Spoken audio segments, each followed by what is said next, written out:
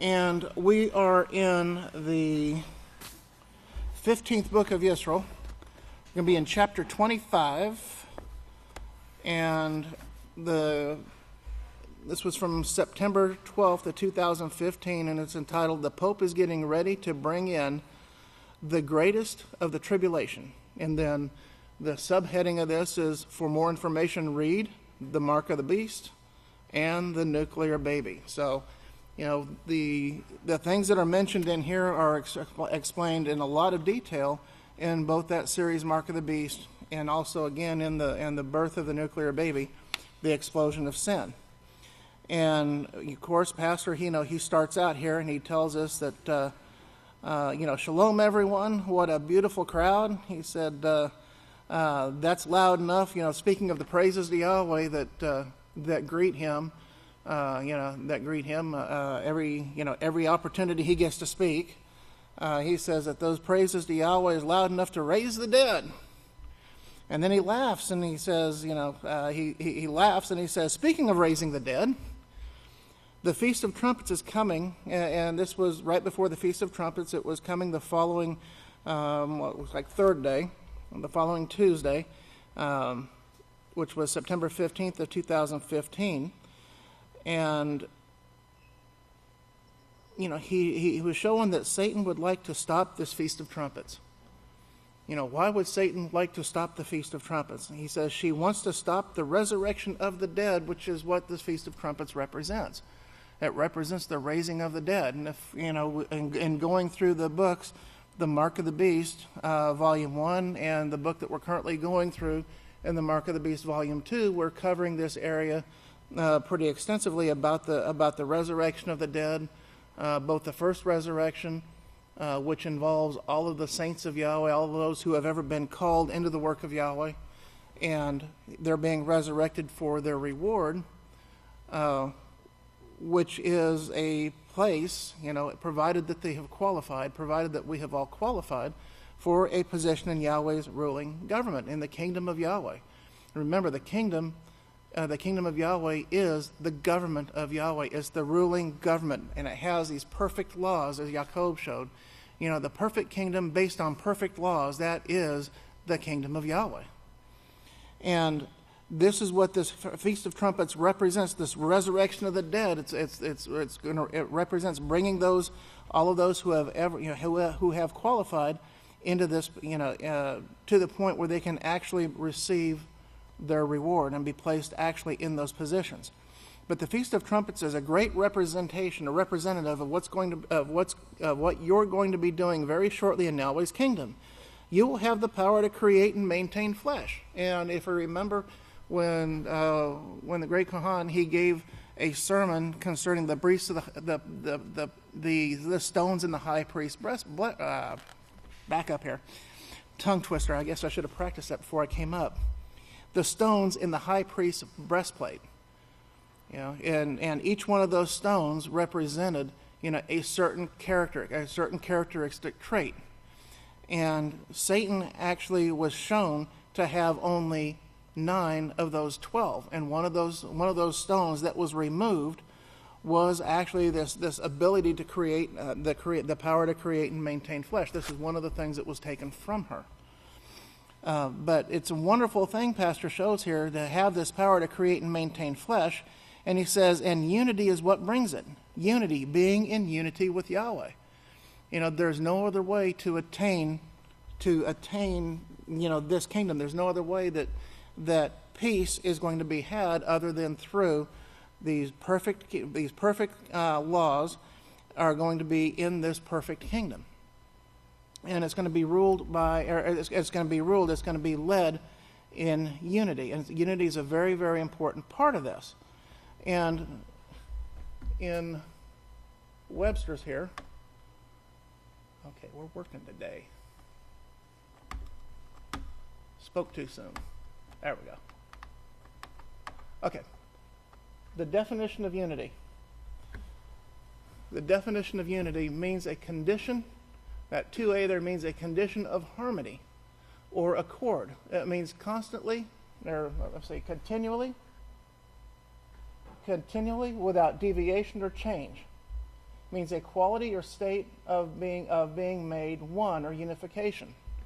Like-mindedness is another word for it. But a combination or ordering of parts in a literary or artistic production that constitutes a whole or promotes individual and undivided total effect. Okay? It says the resulting singleness of effect or symmetry or consistency of style or character. And then it also means a totality of related parts. A totality of related parts, or an entity that is complex or a systematic whole. And if you remember the body of Messiah, how Yeshua described the kingdom of Yahweh, how he described that kingdom much like the human body. That not everybody can be the head, not everybody can be the foot, not everybody can be the big toe. Not everybody can be an ear or a nose or an eye or a mouth. They're all different. They're all very different. They have different characteristics. They look different. They have totally different functions, just as everybody in Yahweh's house does. We all look different. We have, different talents that can be used for different things. Some people are very mechanically inclined and are able to work on automobiles, or able to work on mechanical things. You've got people that are involved in construction. You've got people that are involved in teaching. You've got different aspects, masonry, groundskeeping, all of these different things. But they all fit together as a whole with one common purpose. And that one common purpose is the smooth running of this kingdom, the smooth running of this government with that one like mind. And that's what we have here in Yahweh's house. This is what we're all striving for.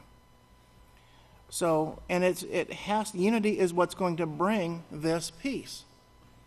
There is no unity in the world today. You look at the different religions that are out there in the world today, they all claim to worship the same God, right? But yet you'll have one Christian sect says that you have to do this. One other Christian sect who claims to worship the same God says, well, no, we don't have to do it that way. We have to do it this way. These people are wrong.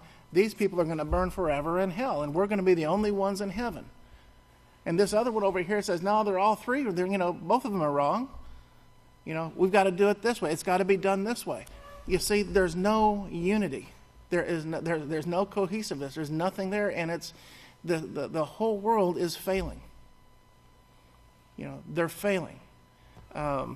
It's falling apart. The very things, but they're doing exactly what the Pope has done, what the Catholic Church has done, from the beginning, in doing away with the laws of Yahweh and trying to keep the kingdom of Yahweh from being established. And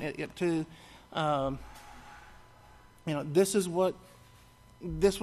her purpose. Her purpose is to attempt to keep the kingdom of Yahweh from going forth, to prevent this work from going forward. But we see here, and Pastor shows over here in verse 8, and he's talking about the Vatican, how the Vatican is showing that the Catholic Church and the Pope is the leader of the kings of the earth, which is the Vatican, the divining serpent, and that's the meaning of the word Vatican. Vatican, remember, means divining serpent. And it says all of those refugees that are coming out of those countries, if they're Catholic and they can get all of them out to get out of that country, then they have no reason to hold it back. He's talking about the wars. There's no reason to hold anything back. And what Pastor's showing here, he says they don't care about anyone but the Catholics who pay their tithes and their attention to the Vatican. Who pay their tithes to the Vatican, who agree with the Vatican and will do the Vatican's will. That's who the Vatican is looking out for. And if they can get them all to come out of those countries, then they can go ahead and nuke the countries without having to kill a Catholic, right? And then from what I can see in the news, that they're going to try to protect the Catholics, and the Pope, as Malachi Martin has brought out in his book, remember that book, The Keys of This Blood, hopes to come out on top. But so do the others. So does Russia plans to come out on top. The United States does. But the big push is to get the Catholics back in power, to resurrect the one world government, or the so-called Holy Roman Empire. And if you remember, in the book of Revelation, it talks about that in Revelation chapter 13.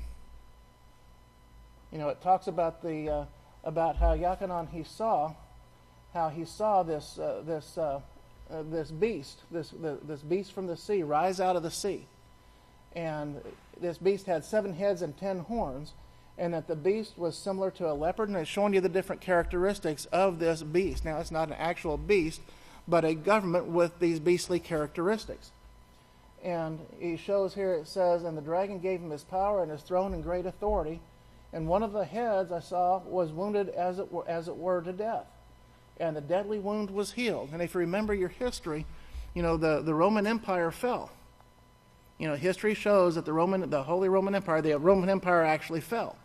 But it never completely died off. It just came back, and it's coming back as this Holy Roman Empire that the Pope is trying to get resurrected again.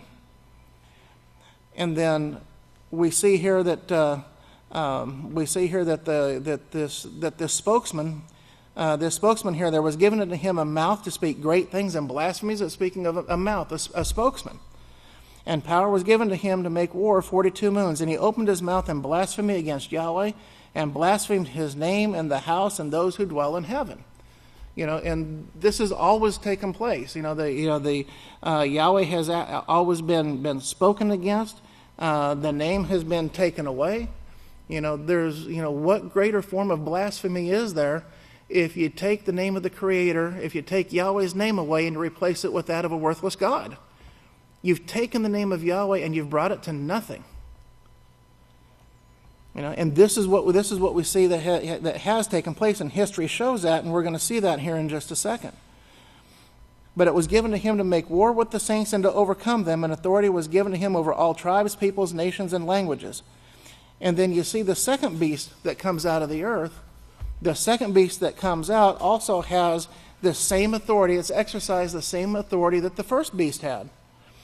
But this second beast, it says, it caused the earth and those who dwell in it to worship the first beast, whose deadly wound was healed. And again, it was showing, it's showing how this beast is attempting to be resurrected here. And it says, and he does great wonders, so that he makes fire come down from heaven on the earth in the sight of men, and deceives those who dwell upon the earth by those acts of power. And one of those deceptions is this notion of peace through strength. The power of peace and war, this power of peace through strength. This has been something since the time of Nimrod, and it continues to be the theme today. It hasn't changed. The idea behind the protection from war, the protection from the so-called enemies, is to have a weapon that's so terrible that nobody would dare come against us. And it has always been, it has been that way, and it has escalated to the point now. Even the president right now is saying, we need more nuclear weapons. We need to update our arsenal, as if the arsenal that is in existence now won't wipe the earth out well enough or efficiently enough. It's very. It's the end result. Whether they use new ones or whether they use the ones that are in existence, the end result is going to be the same. And Isaiah 24, 1 through 6 shows exactly what that end is going to be. But Pastor also shows, he shows here, he says, Isaiah 24, 1 through 6 tells you the trouble or the cause of the defilement to the minds where they can't make a sensible decision. And he shows here, he says, it shows you the cause of the wars and the famines and the great disease epidemics. And it shows here, it says, because they have transgressed the laws, changed the ordinances, and they've broken the everlasting covenant. That's why these things are coming upon the earth.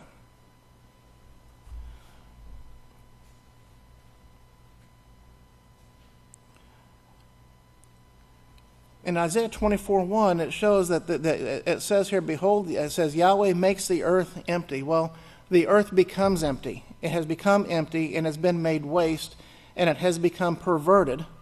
And the face of it has become perverted, and the inhabitants have been scattered abroad. And that is what we see that has taken place because of the transgression of the laws, the changing of the ordinances, and the breaking of the everlasting covenant. Now, when you take a look at the definition of some of these words, like this word empty, This word empty means not occupied or inhabited. It means containing nothing, lacking reality, substance, meaning. It lacks value. Devoid. Look there at sea. Devoid of sense. Do we see any common sense in the world today? No, there's no sense in the world today. Having no purpose or result, marked by the absence of human life, activity, or comfort. Marked by the absence of life. Life isn't taught in this world today. Isaiah chapter 2 shows us that as well. Isaiah chapter 2 verse 4, where it 3 and 4, where it shows that where it shows here that the people will come up to the house of Yahweh to be taught of Yahweh's ways, and where they can walk in the paths of Yahweh in the laws of righteousness.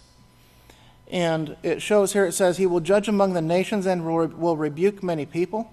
Shows that they will beat their swords into plowshares and their spears into pruning hooks. Nation will not lift up sword against nation, neither will they learn war anymore. Well, this is through the changing of the laws, through the doing away with the laws of Yahweh.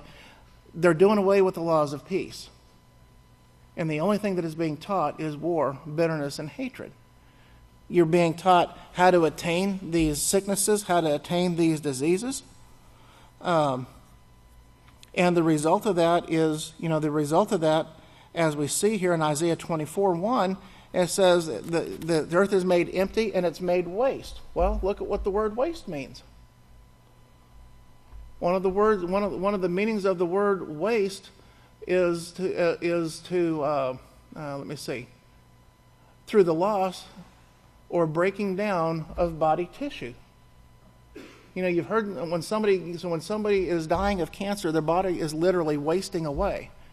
The disease is slowly breaking down that body tissue. It's a gradual loss or decrease by use, wear, or decay. So that's how the earth has become. It has been made waste. The face of it is perverted. Look what the word perverted means. It means to cause to turn aside or away from what is.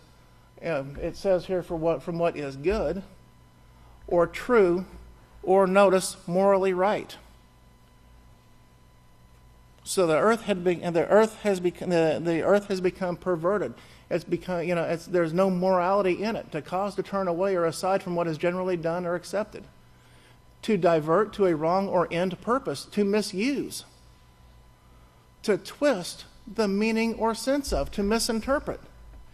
And we see that, we see that here with what the Catholic Church has done, with the translation of the Scriptures. The Scriptures have been twisted to their own destruction, as one of the apostles put.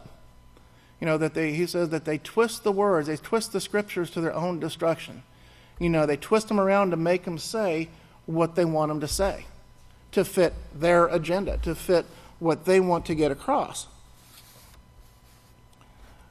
But Pastor, he shows here that the Catholic Encyclopedia itself, if you want to read about the change in the Ten Commandments, everybody remember what the church did with the Ten Commandments?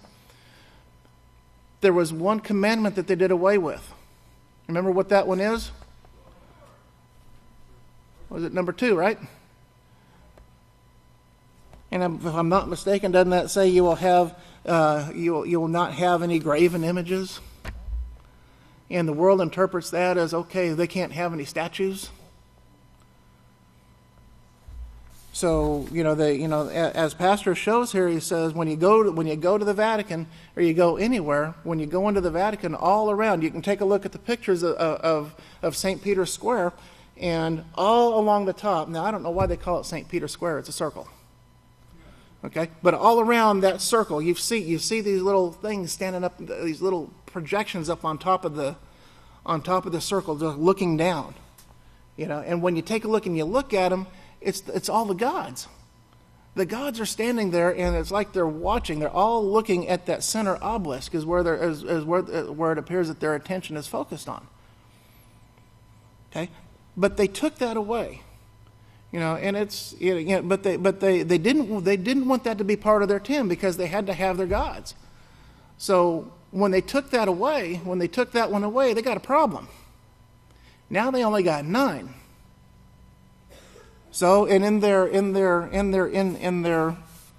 infinite wisdom and their infinite self-taught, self-thought-up wisdom, they took the one that says, "You shall not covet or lust after your neighbor's wife, the things that your neighbor owns." They took that one and they split it out into 2. So now they're back up to 10. Okay, so all they're doing is they just kind of played around with it a little bit to make sure that the numbers match up. But it's having that, not making for yourself any that so-called graven image. Don't pattern yourself. Think about what what Pastor has taught us about being made in the image and likeness of Yahweh. It has to do with our character. Don't take on the character of the gods. That's what's being mentioned there. Don't pattern yourself after the pattern of this world. Don't pattern yourself after these gods. Pattern yourself after the righteous way of life. Pattern yourself after your righteous Heavenly Father, not some rebellious individual who had left. But Pastor shows, and he mentions here, he says, don't forget to proofread. There's all kinds of material that comes forth from the house of Yahweh. You have the newsletters, you have the booklets, you have the books, you have the prophetic words. Remember, Pastor has told us years ago, he said, there's no way that I can get all of the teachings out. He says, there's no way I can get all of the teachings out just by speaking on the Sabbath or just by speaking at the feast. He says, there's so much information I can't get it out. He can get some of it out, but to get the full picture, to get everything, we have to actually go through and we have to follow through and read the newsletter. We have to read the prophetic word. We have to follow up with the writings, with the blog posts, with everything that he's writing, because everything that he's doing is clarifying and bringing into a much clearer and better understanding of what he's teaching us on the Sabbath. So, and he says that's going to help. Every one of these letters, he says you need to read all of these things. But again, Pastor, he shows here, he talks about the images. You shall not make for yourself any carved image and idol in the form of the heavens above or on the earth beneath or the waters below. He says this is what they do in Rome. He says this is what they do in the United States too. He says, of course, they're not the real Supreme Court. And don't let anyone think that the Catholic Pope or the Vatican has authority to change Yahweh's laws. It says he thinks to change, he thinks to himself to change the laws. He took it upon himself. Yahweh says, I am Yahweh, I change not. He gives us these laws because these laws are perfect. And in keeping these laws brings perfect peace. There's scripture after scripture that shows that. But there's also scripture after scripture that shows the curses that will come upon the individuals who change those laws, who break the ordinances and who change the laws and break that everlasting covenant. And we're seeing that in the world. We're seeing that today. We're seeing it in the world today. There is a curse placed on anyone who does that in the very last chapter of Revelation. And it was given to us to testify of these things. But to anyone who changes any part of that, a curse is pronounced upon them. And they brought these curses upon themselves years ago, and they're still carrying them. We're warned. If you do these things, then this is what's going to befall you. These things are going to come upon you. The 10 Commandments, Pastor shows here, he says they deleted that second commandment in Exodus 20, verse 4, and they changed Yahweh's Sabbath. Well, the article in the Catholic Encyclopedia shows that they changed God's Sabbath in this way, and this is always placed after they replace the name of Yahweh with God and Lord, which they also admit, and I bring that out really often in the newsletters, and they admit to these changes. Well, it's in their own hand. That it's in the Catholic encyclopedias. I mean, they have the people that made the statements, with the letters and stuff. They have them. They're there, and they actually admit that they did it. They said that because we had the authority to do this because nobody told us we couldn't do it. Why nobody told them they couldn't do it? because anybody that ever stood up against him was cut down. But I bring this out really often in newsletters, and they admit to these changes. But Yahweh is not a God. In the many gods of Egypt, they could not find Yahweh's name at all, proving there that he was not a God. And he also showed his power over the gods. So he's way above anything called God. Yahweh is. You're going to see that as he protects his house through this great tribulation, the last part being the worst. And I would venture that if everybody here just kind of stopped for a little bit and just thought about the different things that have taken place in your life, the things that led up to you coming here, I will bet you that there is not a person here that cannot see where Yahweh protected them, saved their life, and brought them here. Probably not one time, not two times, but multiple times. Which shows, Yahweh's protecting his plan. That everything that is going, everything is going to be done according to that plan. And we haven't seen anything yet. Pastor has showed us and is reiterating to us that we haven't seen anything yet. The worst of this tribulation is to come. But everything that we've been going through is preparing us for that time. We're getting ready, we're being prepared, and we just have to have it set in our mind that when these things come to pass, that we're going to know that, we're right with Yahweh because we're keeping his laws, we're not practicing sin, we are striving to overcome, and that Yahweh is going to protect his house. But we have to make sure that we're right. He said, he shows here. He says that, but it says that they changed God's Sabbath to Sunday. They split the 10th commandment, into two to get it back to 10.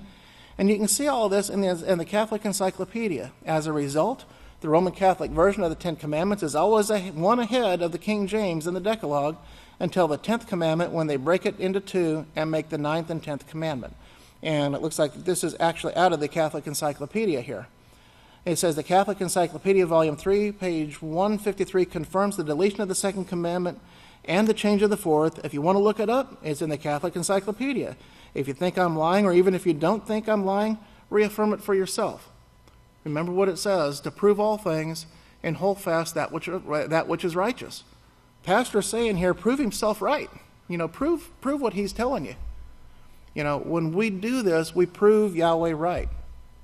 But there is so much, there's so much that research and stuff that has gone into Pastor's writings. So much has gone into it, and the proof is right there for us. All we have to do is look at it, and all we have to do is read it. It's right there. The photocopies are there. So, and that's one of the things, one of the many things that sets his house apart from any other organization on the face of this earth. So with that, men, may Yahweh be with you and bless you, and if everyone will please stand. And I'm going to turn the services over to the great Kohan Matithya Hawkins. Praise Yahweh, men, you may be seated. It's almost Sabbath, but not yet sunset, so we can't say Shabbat Shalom right now. We are going to pick up where Great Khan Pariah left off in the 15th book of Yisrayl, chapter 25. And just to rehearse, the title of this sermon here on page 276 is where it began in the 15th book of Yisrayl. Pastor entitled this sermon, "The Pope is Getting Ready to Bring in the Greatest of the Tribulation." For more information, read the books, The Mark of the Beast and The Nuclear Baby. And we're going to pick up here on page 270. And we're going to see here the way of Cain, this rejection of Yahweh's laws, which we know the Pope and the Vatican are following, this rejection of Yahweh's laws. They've actually done the opposite of what Yahweh commanded man, to choose righteousness, choose life only, and they've actually partaken of this mixture of righteousness and evil. And we're going to see here some of the curses that we see upon mankind because of this turning from Yahweh's laws. Picking up in verse 23 on page 270, the 15th book of Yisrayl, Pastor said, Yahweh gave the 12 tribes of Israel this perfection, and they said, Satan comes along and says, oh, he's just taking away your freedom. He shouldn't be teaching these morals. That's what Satan said. He shouldn't be teaching morality because that takes away from your freedom. Remember, the United States, is home of the brave, land of the free. That freedom that Satan it pushes, it's desirable to the carnal mind, as we remember what Yahweh told Cain in Genesis chapter 4, that the desire to sin is with us, but we must overcome it. And this push to say, well, you should be free. You should have the freedom. You shouldn't have to follow these morals. And that's what Satan said, Pastor writes here in verse 23. He shouldn't be teaching morality because that takes away from your freedom. You should be free to go out here and create all kinds of diseases. They don't tell you that. They say freedom to go out here and enjoy life. Let the boys experience the girls and the girls experience the boys. And, nowadays, the unidentifying genders experience the unidentifying genders. It's this confusion that you can go and do what you want to do. In regards, if you watch, and see how tricky Satan is, all of man's systems, all their governments, all of the beastly governmental systems we see across the earth today, over 193 nations, that go their own way and reject Yahweh's righteousness, they all have laws and they all have rules and they all have things that they expect their citizens to follow. Okay? You can't just do whatever you want to do, and we all know that. But if you notice, the thing that's lacking in their rules and their laws and their regulations are morality. You can see how Satan's inspiring the minds of men to remove morality, remove righteousness, remove Yahweh's righteous governing laws, that, remember, existed up until the invention of Hollywood here in America, as Pastor showed, that the Ten Commandments, were strongly practiced and kept, in the time of his growing up by his parents and, people in their community. They read the scriptures. They had, meetings and gatherings where they would study the scriptures and they would read their Bibles. And they actually held firm on, specifically, Pastor said, was, the law and the Ten Commandments that says, do not commit adultery. We know that covers more than just adultery. It covers, do not commit fornication. Do not commit any of these unlawful sexual acts. Do not commit sodomy. Do not commit bestiality. Don't commit these unlawful acts which are going to bring curses to the body. And man in their wisdom, they say, you need to be free to go out here and enjoy life. Do what you want to do. And Pastor says here in verse 24, enjoy life. Well, I see the people who presumably enjoy life with babies with big bald heads, and they're sitting there with a crying look on their faces. They themselves are dying with cancer or STDs, but they said that was the desirable way. Can you see how Satan is lying to you here?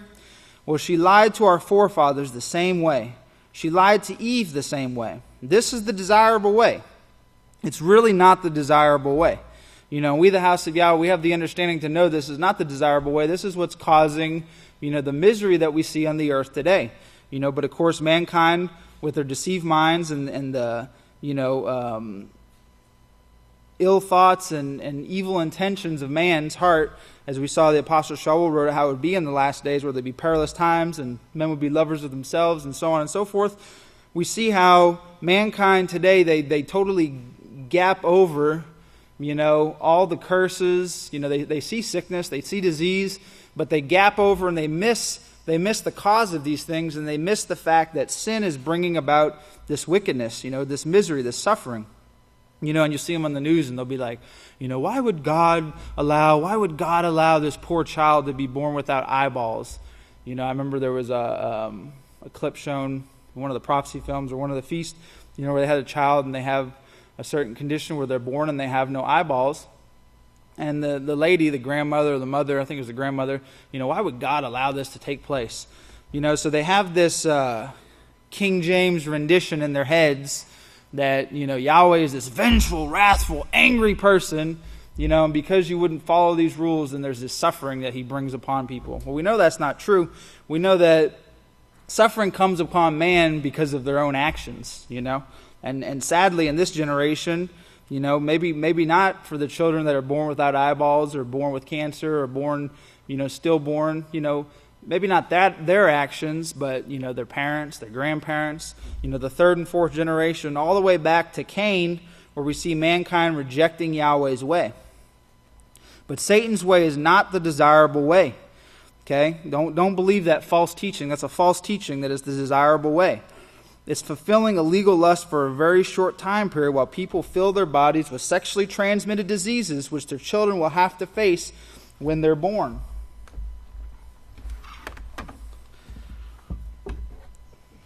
And remember this in our minds, that Satan's way is not the desirable way. So when we question righteousness, when we have that stubbornness in our mind, Yeshua told the Pharisees, Sadducees, Essenes, and Herodians, which we know some of these things have been passed on to our genetics, our brains, you stiff-necked, stubborn, and uncircumcised in heart, you do always reject righteousness, and a lot of times, when we're taught righteousness or we're told, no, don't do this, the carnal mind is enmity with Yahweh. It's against righteousness. So what does it do? Why can't I do that? Man, I want to do that. Why can't I do that? I should be able to do this or do that. Man, these laws, they're just, and so mankind will start making excuses why they can't keep the laws, and we see in this generation where mankind's making a lot of excuses why they can break Yahweh's laws, but we really know, like Pastor said, which law of Yahweh can't be kept? Which law, when people say you can't keep the law, which law can't be kept? And you ask them, and really there is no laws that cannot be kept. It's just that stubborn carnality that desires to go against Yahweh's righteousness, and this is what Satan's way is pushing as being desirable, that you don't have to stand for righteousness, and Pope Francis, he's a really great mouthpiece for Satan here in these last days, where he don't have no problem saying, who am I to judge, or, those who stand on laws and moral righteousness, are burdensome and they're a hindrance, and there's no deliverance through that, worship Mary or worship Jesus and be saved. The same old fairy tales that have been taught for almost 2,000 years now, since righteousness was killed out with Yeshua and his disciples and their works being put into the grave. But we know Yahweh allowed all those things to take place so that we could come down to this last generation where sin would reach its peak. And this is what we're seeing in the last days, where Yahweh's house has been reestablished and we're able to actually witness the peak of sin. And Yahweh's going to actually allow mankind to come to almost total annihilation, where without Yahweh stepping in, all hope of life would be lost. So they can see in their own confused minds and their own fairy tales, that way is not desirable. Breaking Yahweh's laws only brings sickness, disease, death, and misery. Now, going over to page 271 in verse 28, Pastor says, "But they get mad at me. I'm the most hated man on the face of the earth. I'm Yahweh's trumpet. I'm Yahweh's trumpet. In fact, I and the house of Yahweh are all classified in that word as trumpet there, the last trumpet." Remember Revelations chapter 10 talks about the seventh messenger. When he begins to sound, the great secrets of Yahweh will be finished. In fact, I and the house of Yahweh are all classified in that word as trumpet there, the last trumpet. You and I are the last trumpet. Praise Yahweh, applause. So we actually, we're not the elect, where Yahweh inspired us and brought us to be, able to go and teach these things, but we're actually able to come into unity with Yisrael Hawkins, come into unity with his teachings. We're actually to take part in this same work that he's a part of, this last trumpet, because he's the last trumpeter. That's plain and clear as prophecy shows. We have an opportunity. None of us should desire that position because that's his position. We're never going to get it. Like we learned in a couple of sermons back here in this 15th book of Israel, where Pastor said, he envies Yeshua's position, but he's never going to have that position. Yeshua is always going to be ahead of him. We can envy that position of righteousness, but pastor's always going to be ahead of us. He's always going to have more understanding than us, but we're actually able to rejoice in the fact that we can actually learn from him, and we can actually be able to partake in Yahweh's kingdom as being, teachers and leaders and guides to the universe by following, practicing, and teaching what we've learned here from this last trumpet. And then we're able to be a part of this great work. Okay, because Pastor says it right here. You and I are the last trumpet, And that's not, oh, wow, I'm so special. Oh, man. Hey, I'm Matithia, and me and Pastor, we're the last trumpet. You know what I'm saying? Yeah, we got something going on. No, it's nothing about that. No, it's through our obedience. We're a part of this work. We're part of being this last trumpet through our obedience to what we're learning, and to our adhering to the teachings that come forth from his mouth.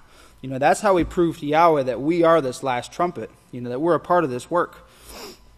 The pastor says, and we're hated. We're hated because we're telling the people, no, that's not the desirable way. And you're going to see it before your life is over. It's not the desirable way.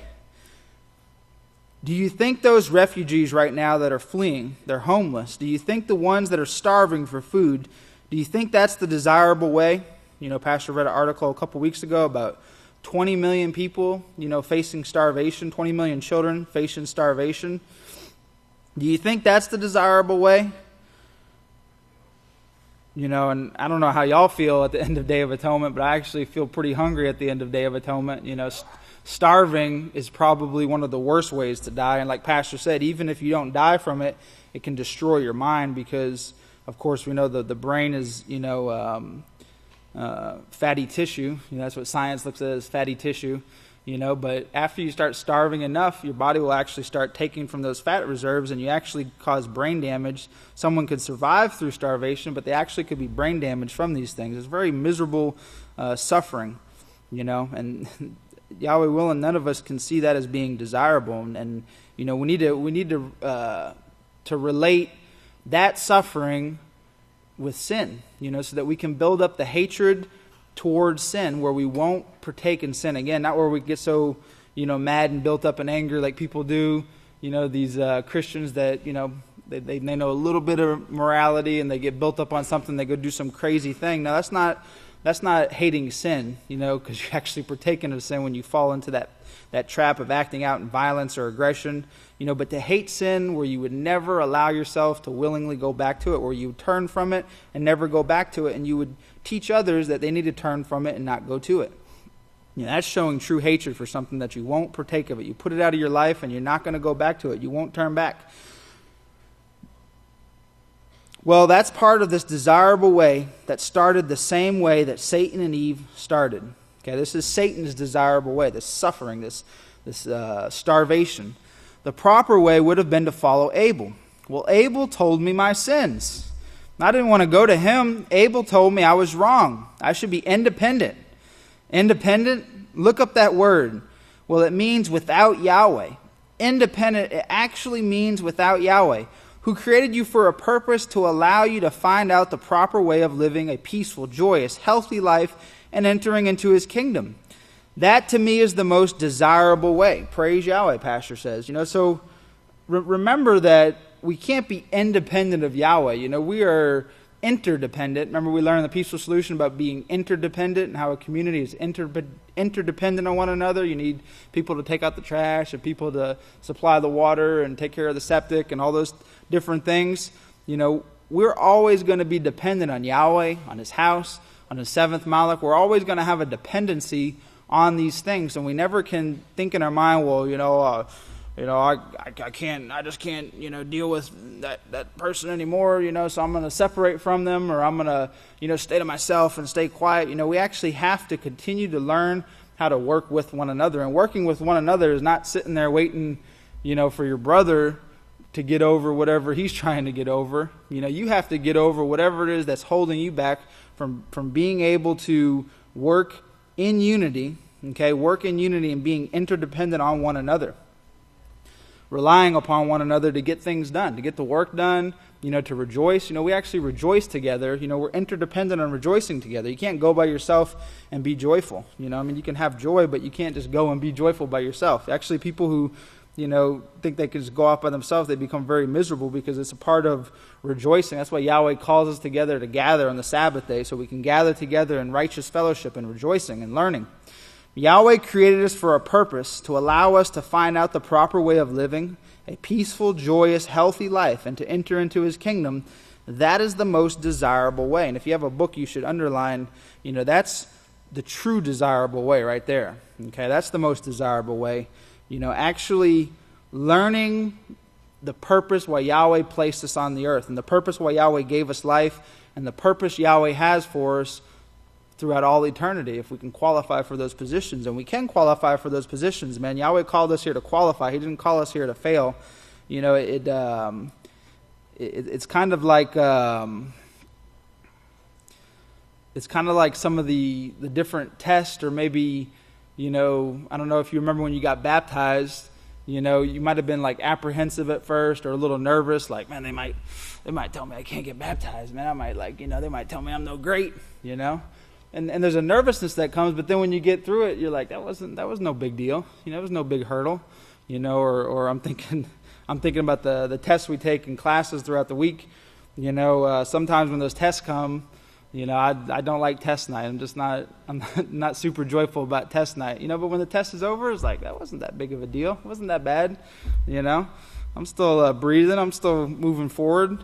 It didn't get blocked from coming to the next class. Yahweh's way is actually very simple and easy. It's an Oki way. It's simplistic.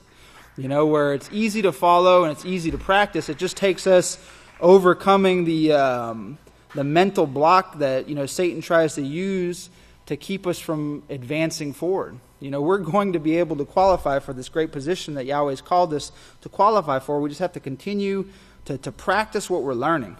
Book smart, there's a lot of,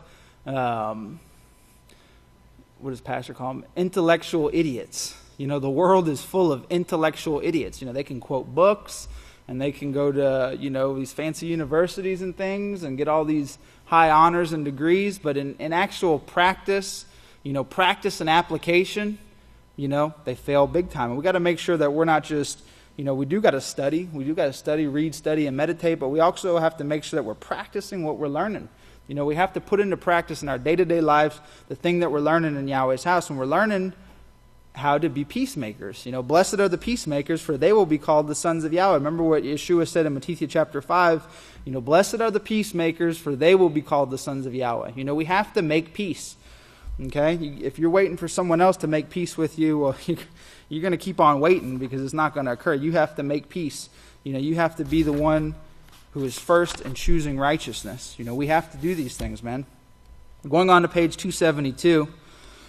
Page 272, and Pastor, he's talking here, he started off in verse 30 talking about, watching the news and not believing Yahweh's way.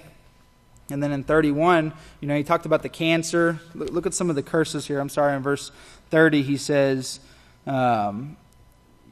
almost have to be an idiot to watch the news and not believe that Yahweh's way, if you're taught it, is the desirable way, because you can see hell all over this world now.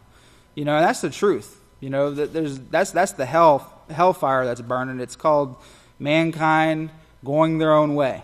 It's burning hot. And look what it's causing here. In America, children want to shoot their own parents. Parents killing their children by the millions. Yes, murdering them. Besides that, they're giving them these diseases to be born with, even cancers of the brain, but also STDs throughout the body. Now, isn't that love? Doesn't that sound desirable to you? When you hear it spelled out the way Abel spells it out, then you hate Abel. No wonder Yeshua said, he who hates me hates my Father also. Remember, that's in Yochanan chapter 15, verses 22 and 23. And the Father is the one who created you. He gave you his laws and said, if you go this other way now, first off, your mind is going to be boggled. You're going to be hunting for answers and can't find them. And every move you make is going to make matters worse. Sounds kind of like what we see in society today, right? Every fix for a problem they have just causes more problems. That's exactly what's taking place. I think in the political world, they came up with something where the new administration of the United States, they said they said in regards to certain regulations and rules, for every new rule they make, they're going to do away with 2. So it's like 1 step forward and 2 steps backwards. They're really not getting anywhere. Everything they've done, this is in verse 32 on page 272, everything they've done is bringing us up to a point where they can depopulate at least 6 billion people. That's what they're wanting to do. The other portion that's left is about 1.5 billion or 1.7 billion, and those are all Catholics. That's the part they want to save. I'm not making this up, Pastor says. There are people much smarter than me out there that are studying these statistics and writing them down for you. You can't get to them just like you can get this news article I'm reading here from the Catholic Encyclopedia. I even told you what volume. Or he said you can get them. You can get these articles. You can see these statistics, and you can see, their vaccinations, their spreading diplomacy and democracy to the world. It's not bringing people peace. No, it's killing more. Because their goal is to, depopulate the earth. They've done, their top scientists, their top Catholics, and their top, activists. What do they say? The earth has become too populated. So what's the solution? Well, it's depopulate. We just saw that in the news a couple weeks ago, where one of the great intellectual idiots, he was saying, you could actually create these diseases and you could actually kill, so many million people in just 1 year. So they're actually they're telling you what they're going to do before they do these things. But their plans are to depopulate the earth. They only want Catholics left. They don't want anyone who is going to reject this teaching or reject this religion. Verse 33, but their traditions, as Yeshua said, you make void the laws of Yahweh by your traditions, and you change these, and this weakens the laws, and because of this, the earth, you're going to burn yourselves. You're going to burn yourselves up, and few men left. Remember, that's written in Isaiah 24, 1 through 6. That the inhabitants of the earth are burned and few men left. And Yeshua said that if it wasn't for Yahweh stepping in and stopping this, all hope for life would be lost. It's going to be the greatest tribulation ever seen upon mankind. And this is what the news is even saying, that these are the greatest famines, the greatest wars, the greatest disease epidemics. Yeshua said, by their traditions and changes, they make void the laws of Yahweh. This weakens the laws. Because of this, the world is going to burn themselves up with few men left. So in their confused, remember we read when we started off there in verse 24, in their confused minds, and thinking that this is a desirable way and we're promoting freedom and democracy, they're actually removing righteousness and they're replacing righteousness with evil. It's just like the prophet wrote that they would actually call, the righteous wicked, and they would call evil righteousness. And this is what they've done in these last days, where they've removed the righteous laws of Yahweh, the righteous rules and guidelines, just as simple as the 10 Commandments, where you can't post them up in school, you can't put them up in a courthouse without going through a big old lawsuit. Even just those simple 10, guides and instructions, which Pastor showed us that Yahweh allowed those 10 Commandments to remain strong so that mankind would get to this last generation, So they only needed 10 laws out of 613 to bring mankind 2,000 years down so this last generation could take place. And then within, 60 years, 70 years of doing away with these things, with the invention of Hollywood and television and promoting adultery and fornication and sodomy and bestiality and promoting those things in just 50, 60 years now, they have mankind to this point of confusion where it's almost sometimes it's almost comical. Of course, remember when we laugh at something, we agree with it, so you don't want to laugh at sin. But some of the things they say are just almost totally outrageous. One of the sisters last week was talking about that, where I'm feeling like a dog this week, or that news clip we saw where the guy's like, so if I'm a 4'1", if I feel like I'm a 4'1" Japanese lady, is that okay? And it just shows the confusion in their minds where they're actually, they were created by Yahweh. Okay, they were born as either a man or a woman, and now they're, well, I don't really feel like a man, or I don't really feel like a woman. I feel like this, or I feel like that. It's really, you can see how it's going downhill very fast. Now, in conclusion here on page 273 and verse 42, Pastor says, but I want you to focus on unity. I want you to get your minds on unity. Get your minds on unity. You've only got a short time to live. If the world didn't come to an end, you'd still have a very short time to live. You've got a very short time to stay in this body of unclean blood with flesh. And Yahweh is going to change that, but you've got to remain strong. You've got to remain faithful. You've got to be obedient. You've got to be in unity. We have to bring ourselves into unity with the teachings of the house of Yahweh. We must conform our lives, to where we are in 100% agreement and obedience with the laws of Yahweh that are being taught by His house. Yahweh is going to prove unity. Okay? So focus on that. Pastor said, focus on unity. We've got a very short time to stay in this body of unclean blood with flesh. Yahweh is going to change that, but we have to remain strong, faithful, and obedient. We've got to be in unity. If you look at the length of man's life, in this last generation where someone's, extremely blessed to live 70 or 80 years, with these fleshly bodies which are just ravaged by sickness and disease constantly, new gods coming up every day, and then you go back and you start reading Genesis, and start reading about our forefathers and how they lived hundreds of years, and you can kind of see how mankind's, diminished their strength. They diminished their own strength by partaking of these things and turning from Yahweh's righteousness. And in closing, Pastor says, Yahweh's going to prove unity. He's going to prove unity. And just a closing scripture here for your notes, men. In the book of Habakkuk, which is on page 710 of your Book of Yahweh, the book of Habakkuk chapter 2, verses 1 through 3, it says, I will stand my watch and station myself on the tower, and watch to see what He will say to me, and what I will answer when I'm rebuked. So Yahweh answered me and said, write the vision, engrave it clearly upon tablets, that he may run who reads it. For the vision is yet for an appointed time, but at the end it will speak. Remember, we're in this end generation, this last time. It's the end of the ages, as Yeshua referred to it, to this last generation which would not pass away. This invention of knowledge increasing, Daniel chapter 12 and verse 4, the last day's witness being born. But at the end it will speak, and it will not lie. Though it seems slow, wait for it, because it will surely come. It will not delay. And Yahweh bless your Sabbath, men.